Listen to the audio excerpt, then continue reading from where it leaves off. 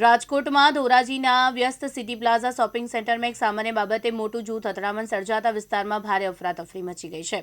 ગાડી હટાવવા જેવી નજીવી બાબતે શરૂ થયેલો વિવાદ જોતજોતામાં ઉગ્ર બની ગયો. આશરે 15 થી 20 જેટલા શખ્સોના ટોળાએ 3 વ્યક્તિઓ પર હિંસક હુમલો કર્યો. અચાનક લોકોનું ટોળું તૂટી પડતા સિટી પ્લાઝામાં નાસભાગ મચી ગઈ. જાહેરમાં થયેલી મારામારી દરમિયાન 3 વ્યક્તિઓ ગંભીર રીતે ઇજાગ્રસ્ત થયા, જેમને તાત્કાલિક સારવાર અર્થે ધોરાજી સિવિલમાં ખસેડવામાં આવ્યા. ધમધમતા શોપિંગ સેન્ટરમાં લોહીલુહાણ જંગ જેવી સ્થિતિ સર્જાતા વેપારીઓ અને ખરીદી કરવા આવેલા ગ્રાહકોમાં ભારે ફફડાટ ફેલાઈ ગયો. ઘણા સમય સુધી પ્લાઝામાં ભયનો માહોલ જોવા મળી રહ્યો. બનાવની જાણ થતાં પોલીસ કાફલો ઘટના સ્થળે પહોંચ્યો હતો.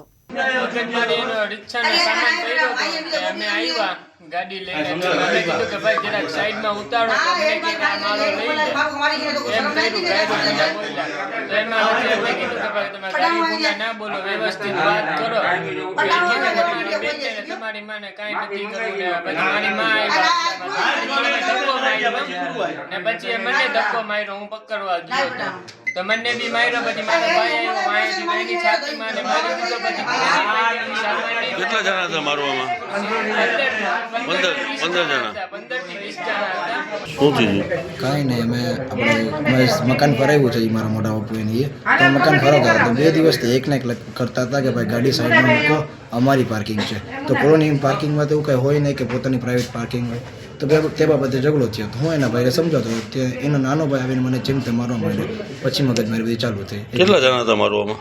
એ 3 બાપ, તેને નદીમ, એનો ભાઈ ને એના પપ્પા. શેના હાથમાં શું હતું સાધનનું? સાધન કાંઈ નહોતું. તો શું માર્યું? હાથથી જેમ તેમ ફાટે છે. વિપુલ ધામેચા, દિવ્યાંગ ન્યૂઝ, ધોરાજી, રાજકોટ.